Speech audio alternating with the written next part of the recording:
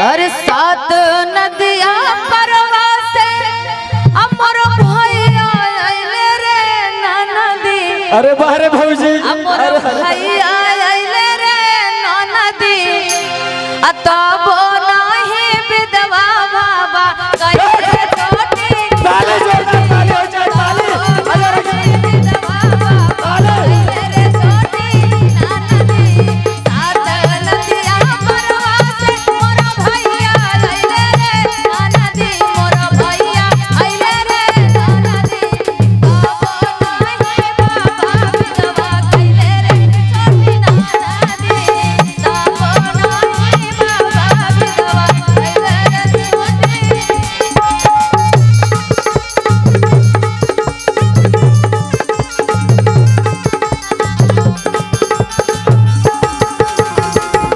क्या बात ताले जोरदार ताले यस सर।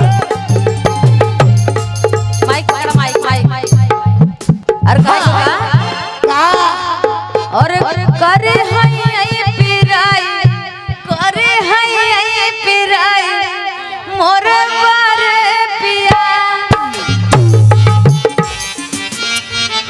आ देखी आई दुल्हनिया रंगीला से कहत बा कि करे हई पिराई करे हई पिराई मोरे बारे पिया। करे हई पिराई करे हई पिराई मोरे बारे पिया। कह तू त मोर धन माई बलवती। कह तू त मोर धन माई बलवती। अरे नाही पिया नाही पिया अरे नाही पिया नाही पिया। ओ तो भैया भतीज गरिया मई पिया। अरे नाही पिया नाही पिया ओ तो भैया भतीज गरिया मई पिया।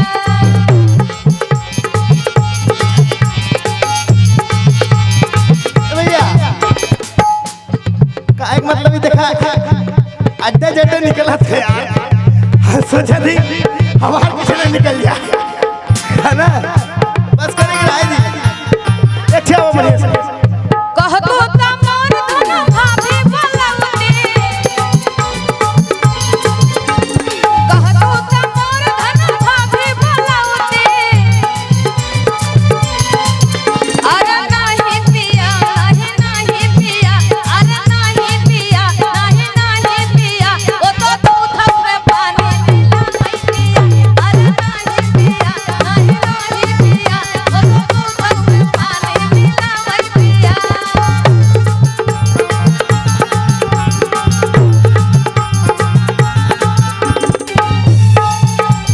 क्या बात है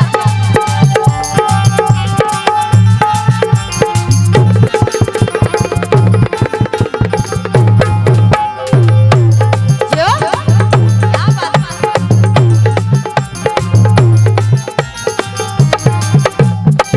फिर दूल्हा कहा था का कहा था दीपक भैया मिले चाबी मिल गई ना।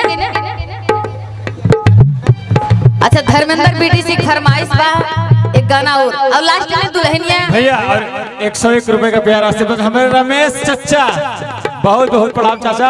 थोड़ा सा आप लोग ऐसे शांति बना रहा है क्योंकि देखा बहुत फरमाइश बा और सबका की इच्छा पूरी पड़ेगी। बारात लंबी है कार्यक्रम लंबा है और देखिए हमारे क्षेत्र के सबसे चर्चित व्यक्ति आप लोग मंजू जी और रंगीला आप भेजा लीजिए। आप लोग जाएंगे तो हमारे पंधारी पेट्रोल सिटी यहीं पे है पेट्रोल पंप है हमारे बड़े बाबू जी की दुकान है पेट्रोल पंप जिनके बगल में इनका दुकान है बेवकूफ पान भंडार श्री पंधारी पेट्रो सिटी चक मुबारकपुर मछली शहर। इसके प्रोप्राइटर है यश चंद्रा बेवकूफ पान भंडार इनका नाम है लेकिन यश चंद्रा हमारे चाचा आपके तरफ से 101 रुपए का प्यार बहुत बहुत धन्यवाद प्रणाम। आखिरी लाइन में फिर कहा था दुल्हवा का अरे कह तू त मोर धन बहिनी बलवती। बहिनी बलवती हो बहिनी बलवती। अरे नाही पिया अरे नाही पिया अरे नाही पिया ओ तो घरवा में झगड़ा लगा मई पिया। अरे नाही पिया नहीं पिया ओ तो झगड़ा घरवा लगा मई पिया। बाटा बखरिया या लग रहा बैना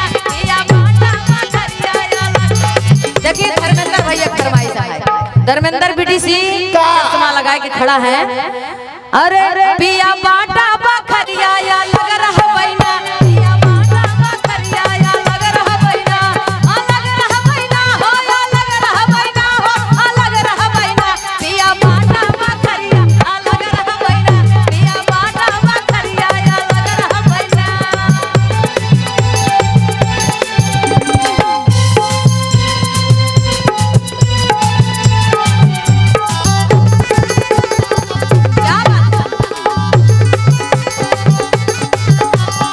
भैया दुल्हनिया अलगाई मैंने कहा था और क्या कहा था?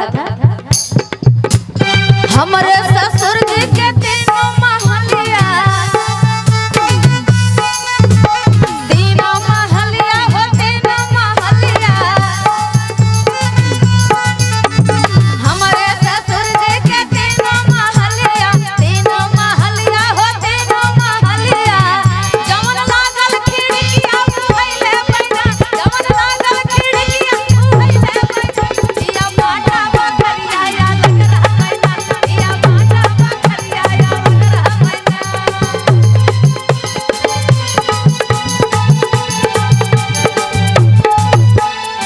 क्या बात है? और एक बात है जो सबके दिल पे लागे, कुल मर्दन के जितना लोग हमार भैया बाबू जुटल बाटे। अरे हमारे ससुर जी के तीन बेटउआ, हमारे ससुर जी के तीन बेटउआ, तीन बेटउआ हो तीन बेटउआ, जवन करे नौकरिया भइले बैना, जवन करे नौकरिया भइले बैना। देखा कहत बा कि जवन हमरे रमेश चचा, लेकिन मामी रसियात हुए जवान देखा तीन बेटवा हैं। चला एमएस जे नौकरी करत जे पैसा कमात हम वही चुनब, वही भाव का था। जवन करे नौकरिया भइले बैना, जवन करे नौकरिया भइले बैना, पिया बाटा बखरिया या लग रहा बैना, पिया बाटा बखरिया या लग रहा, हाय लग रहा बैना, हाय लग रहा बैना, हाय लग रहा बैना, पिया बाटा बखरिया या लग रहा बैना, पिया बाटा बखरिया या लग रहा बैना, पिया बाटा बखरिया या लग रहा बैना, पिया बाटा बखरिया या लग रहा बैना, पिया बाटा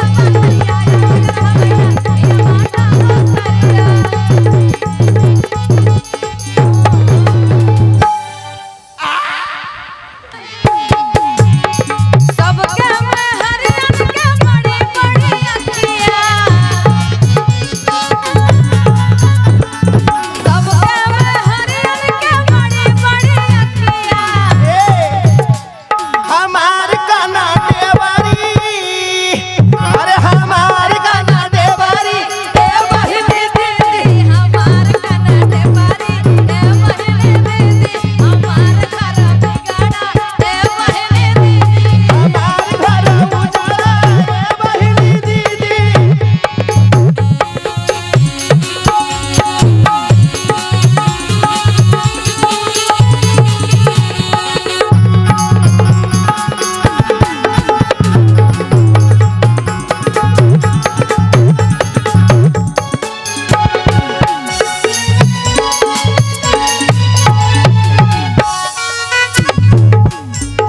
ए भैया हम निकाल देती यार, देखा फिर मत कह, अब तो कुल सरकत है यार। भाई बहुत बहुत धन्यवाद मंजू जी भैया।